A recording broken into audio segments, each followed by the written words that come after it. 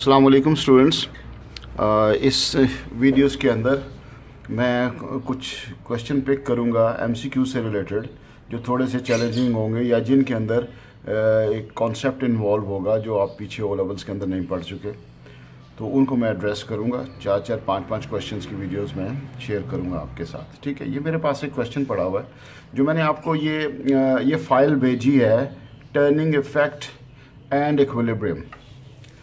इसके अंदर क्वेश्चन 11 है ये, तो आप मेन सोर्स क्वेश्चन वहाँ से देख लें। इसके अंदर एक डोर है जिसको उसने कहा the door is closed mean that it is in equilibrium, move नहीं कर रहा। वेट एक्स इसमें है, ये कोई टेंशन टी है, कोई केबल है जिससे पकड़ा हुआ, और ये रिएक्शन फोर्स है। ठीक है, कांटेक्ट फोर्स है जो यहाँ से आती है। फाइन, इसके ऊपर मैं एंड के ऊपर एक छोटी सी वीडियो क्लिप के अंदर ये इसकी एक्सप्लेनेशन दूंगा जो बच्चे नए क्लास के अंदर ऐड हुए हैं उनमें, कि ये फोर्स बेसिकली कहाँ से अपीयर हो रही होती है। तो अब वो कहते हैं कि आपने बताना ये है कि ये 4 कॉम्बिनेशंस हैं A, B, C, D, इनमें इंक्रीजिंग मैग्नीट्यूड कौन सा है। इंक्रीजिंग मैग्नीट्यूड का मतलब है कि H फोर्स इस केस के अंदर सबसे लेस है, उससे बड़ी T है और सबसे बड़ी W है। ये आपका इंक्रीजिंग मैग्नीट्यूड जा रहा है, यानी जो आखिर वाली फोर्स होगी वो आपसे वो यानी सबसे बड़ी होगी, इंक्रीज्ड होगी। इस कॉम्बिनेशन के अंदर टेंशन बड़ी है, टेंशन छोटी है, फिर H कॉन्टैक्ट फोर्सेस से बड़ी है, फिर W सबसे बड़ा, यानी W 2 में बड़ा आ रहा है, और फिर ये T 1 में सबसे बड़ी आ रही है, फिर H जो है वो सब में से बड़ी है। आपने ये देखना है ये हम कैसे अंदाज़ा लगाते हैं। इसका सिंपल आंसर ये है कि जब ये इक्विलिब्रियम में है तो हमारे पास सम ऑफ फोर्सेस जो है वो ज़ीरो होता है।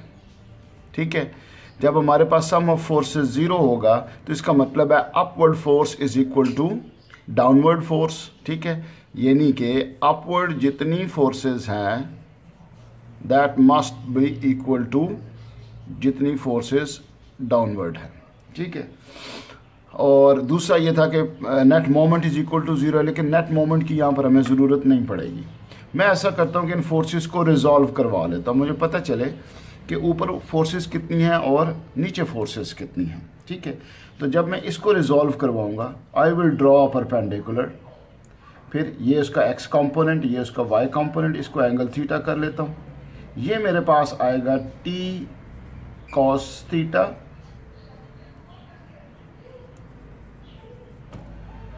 और ये मेरे पास आएगा जो बेसिकली यहाँ पर लग रही है फोर्स, ये मेरे पास आएगी T साइन थीटा। ठीक है जी, ये अपवर्ड हो गया और ये इस तरफ हो गया। अब इसका इसी तरीके से परपेंडिकुलर ड्रॉ करता हूँ, इसको थीटा 1 कर देता हूँ, हो सकता है दोनों एंगल सेम ना हो, तो ये मेरे पास इस पैटर्न में बनेगा। ठीक है, ये एरो लगाने आपको सीखने पड़ेंगे भी, क्योंकि ये लेसन इससे मुतल्लिक नहीं है कि रिजॉल्व कराना कैसे है। ये आपके पास बन जाता है H cos थीटा 1 उस तरफ, और मैं नेगेटिव साइन लगा देता हूँ इसका क्योंकि डायरेक्शन अपोजिट हो गई है, और ये मेरे पास बनता है H साइन थीटा 1। तो अब अगर मैं अपवर्ड और डाउनवर्ड फोर्स को मैच करूं तो अपवर्ड एक फोर्स है T साइन थीटा जो कि इक्वल है H sine theta 1 plus W। 2 forces नीचे हैं और एक फोर्स का कंपोनेंट ऊपर है जो मुझे ये बता रहा है कि दिस इज, तो फिर T बिगेस्ट होगी। इसका अगर एक कंपोनेंट इन 2 फोर्सेस के बराबर है तो T सबसे ज़्यादा बड़ी होगी। और इन सारी कॉम्बिनेशन के अंदर अगर आप देख लें, सारी कॉम्बिनेशन के अंदर आप देख लें तो T सबसे आखिर में आ रहा है। तो ये इंक्रीजिंग मैग्नीट्यूड में आपका जो मैथडोलॉजिकल है, कोई वैल्यूज़ आपने दी नहीं, आप सिर्फ इक्विलिब्रियम की कंडीशन से आपने देखा कि upward is equal to downward, और अपवर्ड एक फोर्स है जो कि T है, तो फिर वो इन दोनों से बड़ी होगी जो अकेला ही दोनों के बराबर है। तो ये हमारा करेक्ट आंसर C इसके बीच में आ जाता है। ठीक है जी, इसके बाद नेक्स्ट पे चलते हैं। अच्छा, ये मेरे पास नेक्स्ट क्वेश्चन 14 है जिसके अंदर उसने ये एक प्लैंक दिया हुआ है, साथ इस एंगल में फोर्स लग रही है और ये D डिस्टेंस है। कहता है कि ये जो आपके पास F है और आपके पास जो डी डिस्टेंस है और जो आपके पास थीटा है, ये बेसिकली लार्जेस्ट मोमेंट लेने के लिए इनमें से कौन कौन से जो फैक्टर्स हैं वो लार्ज वैल्यू रखेंगे और कौन से स्मॉल वैल्यू रखेंगे, या हो सकता है सारे ही लार्ज वैल्यू रखते हो। ठीक है, तो मैं ज़रा सबसे पहले इसमें से मोमेंट का एक्सप्रेशन निकालता हूँ। मोमेंट होता है फोर्स इनटू परपेंडिकुलर डिस्टेंस। ये छोटी सी बात है। अब फोर्स हमारे पास F नहीं है, बल्कि जब ये रिजॉल्व होगी यहाँ पर तो ये और ये कॉम्बिनेशन बनेगी। ये हमारे पास बनेगा F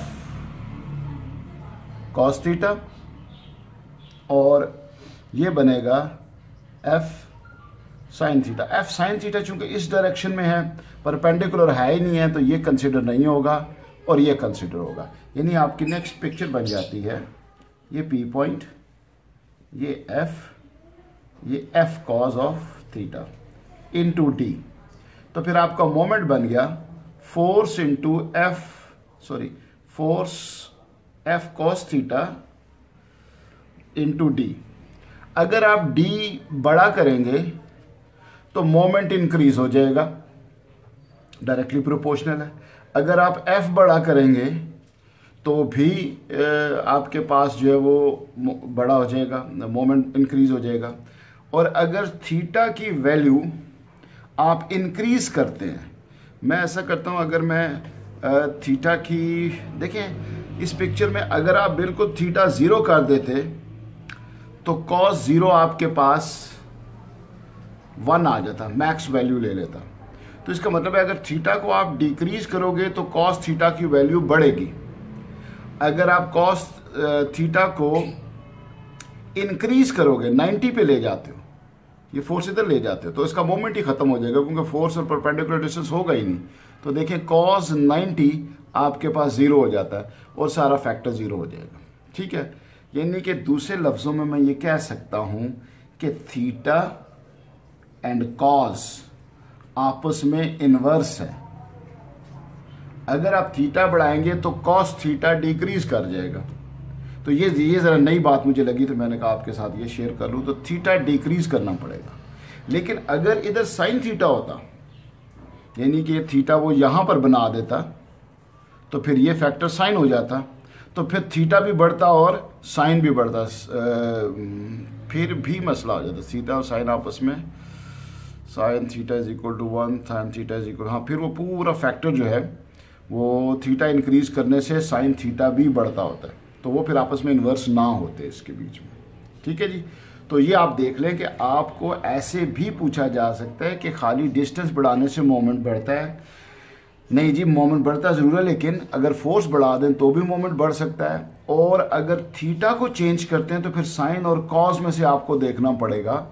और ये आप उस वक्त तक ट्रेन हो ही चुके होते हैं कि अगर थीटा की वैल्यू बढ़ाते जाएंगे तो कॉस की कम होती जाएगी, अगर थीटा की वैल्यू कम करते जाएंगे तो कॉस बढ़ता जाएगा, और साइन इससे ऑपोजिट बिहेव करता है। ठीक है जी। अच्छा जी, ये हमारे पास क्वेश्चन है, थोड़ा सा समझने में टाइम लेता है और एमसीक्यू की नेचर के लिहाज से ये जो है ज़्यादा टाइम कंज्यूमिंग है।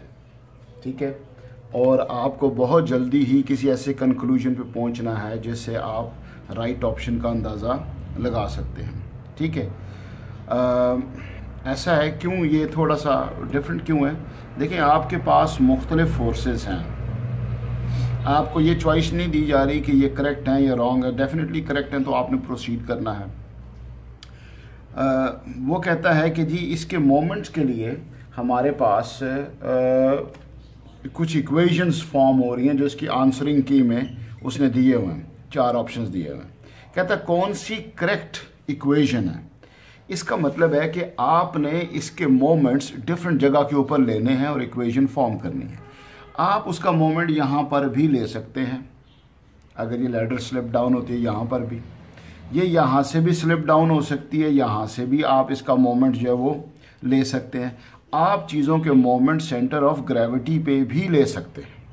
ठीक है, तो इसका मतलब है कि मुझे यहाँ पर 3 किस्म के मोमेंट्स को ट्राई करना पड़ेगा, क्योंकि जिस जगह पे आप मोमेंट लेते हैं वो फोर्स वेस्ट हो जाती है, वो तो परपेंडिकुलर डिस्टेंस ही नहीं होता, वो फोर्स ज़ाया हो जाती है।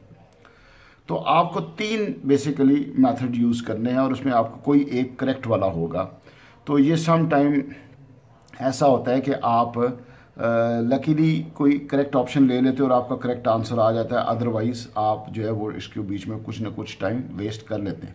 जैसे मैं शुरू में एक करेक्ट मैं चूँकि जवाब जानता हूँ तो मैं ज़रा करेक्ट ऑप्शन पे जाता हूँ कि अगर we take the moment about this F,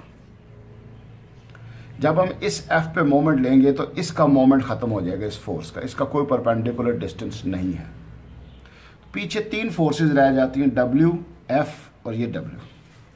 ठीक है, तो मैं पहले इसका moment, line of action increase कर रहा हूँ। मुझे लास्ट टाइम भी एक बच्चे ने पूछा था लाइन ऑफ एक्शन क्या होती है।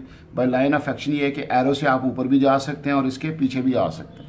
जब आप इस पिवट के सामने आ गए तो ये आपका परपेंडिकुलर डिस्टेंस हो गया और ये आपकी फोर्स हो गई डब्ल्यू, और ये आपका डिस्टेंस ए प्लस ए 2a हो गया। यानी कि आपके पास फोर्स आ गई डब्ल्यू, डिस्टेंस आ गया 2a। अब तय करना बाकी है क्लॉकवाइज है या एंटी क्लॉकवाइज है। ये पिवट है तो इसको पिवट की तरफ रोटेट करें तो ये एंटी क्लॉकवाइज बनता है। तो एंटी क्लॉकवाइज हमारे पास आ जाता है 2WA, यानी W इंटू 2A, 2WA बनता है। ठीक है जी। अब अगर मैं इस फोर्स को लेता हूँ, इसका लाइन ऑफ एक्शन पीछे लेके जाएं पिवट के पास ताकि परपेंडिकुलर डिस्टेंस का पता चले, तो परपेंडिकुलर डिस्टेंस है A, फोर्स है W, पिवट की तरफ घुमाएं इसको तो क्लॉकवाइज बनता है WA, that is the clockwise. अब ये आखिर ये F फोर्स रह गई है। F फोर्स को इसके सामने लेकर आए पिवट के सामने, ये उसका परपेंडिकुलर डिस्टेंस है H, ये है फोर्स F, पिवट की तरफ घुमाएं तो ये क्लॉकवाइज ही बनती है, तो ये बनता है F इंटू H। ये आपका ऑप्शन A है विच इज़ करेक्ट ऑप्शन। लेकिन अगर आप यहाँ से शुरू होते हैं तो फिर आप एक रॉन्ग इक्वेशन पे जाएंगे, आपको नहीं मिलेगी। ठीक है, इस पे आप मोमेंट लोगे आपको आंसर नहीं मिलेगा। इस सारे प्रोसेस में फिर आपका टाइम ज़ाया होता है। ठीक है, तो ये बाकी जगह पे भी आप करके देख लीजिएगा, 3-4 ऑप्शंस हैं जिसके इसमें आपको कोई करेक्ट ऑप्शन मिलता है या नहीं है। तो this is the right procedure जिसको मैंने कहा है। ये है हिट एंड ट्रायल है कि आपको ये मुझे तो चूंकि आंसर आता था, अदरवाइज जब फर्स्ट टाइम हमने किया तो हो सकता है मैंने इधर से पकड़ा हो, तो यहाँ W भी 0, F भी 0। फिर बाकियों को जब रिजॉल्व किया तो वो आंसर बने ना जो इक्वेशन में आते हैं, तो फिर मुझे अपना मोमेंट चेंज करना पड़ा, पिवट चेंज करना पड़ा, फिर इधर से किया तो हमें मिल गया। We are done with that. Okay students, ये मेरे पास क्वेश्चन है, क्वेश्चन नंबर 23। इसमें एक लीवर को आप घुमाते हो, उससे ये पुली ऑपरेट होती हैं और ये जो वेट है ये लिफ्ट अप होता है। ठीक है, ये जो लीवर को आप घुमा रहे हैं इधर आपका कपल लग रहा है, एक हाथ से आप ऐसे खींच रहे हो, एक हाथ से आप ऐसे खींच रहे हो, बीच में 1.2 मीटर है इंटू F है। तो टॉर्क ऑफ अ कपल होता है 1 of the equal and opposite force multiplied by the perpendicular distance. ठीक है जी, ये हमारे पास टॉर्क ऑफ कपल आता है। अब इसके पैरेलल ये वेट लिफ्ट अप होता है। अब वेट में फोर्स हमारे पास ये है, लेकिन इसका परपेंडिकुलर डिस्टेंस यहाँ पर जो है वो ये आ रहा है। ठीक है, और अगर ये इक्विलिब्रियम की कंडीशन इस पर अप्लाई होती है, spindle is attached centre and it is on the other and wrapped around the radius passes over a pulley and attached to its weight। ठीक है, अगर ये कांस्टेंट स्पीड से जाता है तो भी इक्विलिब्रियम है इसका। ठीक है, और अगर ये रुका हुआ है तो भी इक्विलिब्रियम है इसका। तो वो कहता है मिनिमम फोर्स क्यों रिक्वायर्ड होती है। अब minimum force applied to each of the so that it lifts the weight. ठीक है, lift the weight, minimum force. ये कहलाता डिबेट है कि जी जब वेट लिफ्ट अप होता है तो वो मिनिमम फोर्स इक्विलिब्रियम कैसे बनाती है। भाई इक्विलिब्रियम में अगर आप देखते हैं कि upward force is equal to downward force और वो कांस्टेंट स्पीड से जा रहा है, तो फिर वो इक्विलिब्रियम बन जाता है, उसका डायनामिक इक्विलिब्रियम है, क्योंकि उसके अंदर से रिजल्टेंट फोर्स ख़त्म हो जाती है। ठीक है, तो ये अमूमन हमने क्वेश्चन ओ लेवल में किया हुआ था कि जी एक ब्लॉक को आपने उठाना है तो उसके लिए मिनिमम फोर्स कितनी रिक्वायर्ड है भाई? उतनी रिक्वायर्ड है जितना आपने उसका वेट लगाया हुआ है। ये तो था नॉर्मल आपने, लेकिन यहाँ पर आपने इस मशीन्स के ज़रिए इसको लगाना है और मशीन्स का काम फोर्सेस को रिड्यूस करना है, ये जो पुलिस वगैरह हैं इसमें। तो फिर हमें यहाँ पे सोचना पड़ेगा जी मिनिमम फोर्स कौन सी है जो इधर अप्लाई करें। तो आप कहते हैं कि जी ये जो 900 न्यूटन वेट है और ये जो पुली का मिडल है जो कि 0.20 मीटर रेडियस का है, तो ये इसका परपेंडिकुलर डिस्टेंस बन जाता है। तो आपके पास मोमेंट आ जाता है जो इस 900 फोर्स को लिफ्ट अप करने के लिए रिक्वायर्ड है, that is force into distance. तो ये आपके पास बनता है 900 into 0.2 which is 180 newton metre. और ये moment is caused by this couple, इसने तो ये मोमेंट क्रिएट किया है। तो आपके पास ये 180 आ जाता है। तो फोर्स को आप निकाल सकते हैं जी 180 over 1.2 is equal to 150 newton force आपने लगाकर 900 न्यूटन वेट को लिफ्ट अप कराया। तो इस पूरे सेटअप को हम कहते हैं फोर्स मल्टीप्लायर, जो इन सिंपल मशीन से इन्होंने कम फोर्स लगा के ज़्यादा वेट को लिफ्ट अप कर लिया है। ठीक है, तो ये भी मोमेंट का ही सवाल बनता है। इस वीडियो को ज़रा स्लो करके एक से ज़्यादा बात देखिए प्लीज़। ये हमारे पास क्वेश्चन नंबर 23 है, सॉरी 31 है, जो मेरी चॉइस का क्वेश्चन है। इसमें ना एक लैडर है वो वॉल के साथ लगी हुई है। ज़रा मेरा ये क्वेश्चन आप पहले समझ लीजिएगा। ये लैडर है, ये वॉल के साथ लगी हुई है। ये ले जी वॉल लैडर बना दी और ये वॉल है। कहता वॉल रफ है, ये रफ है और ये आइसिंग फ्लोर है, ये फ्रिक्शन लेस है, फ्रिक्शन लेस है। ये वॉल रफ है और ये फ्लोर फ्रिक्शन लेस है। इससे हमें इस इंफॉर्मेशन से हमें क्या पता चलता है? तो वो पहले मैं कॉन्सेप्ट देता हूँ फिर इसको सॉल्व कराता हूँ। देखें हमारे पास अगर मैं यहाँ पर ये फ्रिक्शन लेस एंड बनाऊँ ये वाला, तो यहाँ पर नॉर्मल रिएक्शन तो ये होगा जिसको मैं NR कह देता हूँ, नॉर्मल रिएक्शन। ठीक है, अब वेट इसका तो सेंटर ऑफ ग्रेविटी से यहाँ से लग रहा है। अब ये जब स्लाइड करेगी तो यहाँ पर फ्रिक्शन होगी नहीं। जब फ्रिक्शन नहीं होगी तो ये एरो बदलेगा नहीं। ये एरो एक सूरत में बदल सकता है, नॉर्मल रिएक्शन, और अगर इस तरफ फ्रिक्शन हो तो फिर कांटेक्ट फोर्स जनरेट होती है जो इन दोनों का रिजल्टेंट होती है और वो यूं होती है। एरो आपका यूं होगा।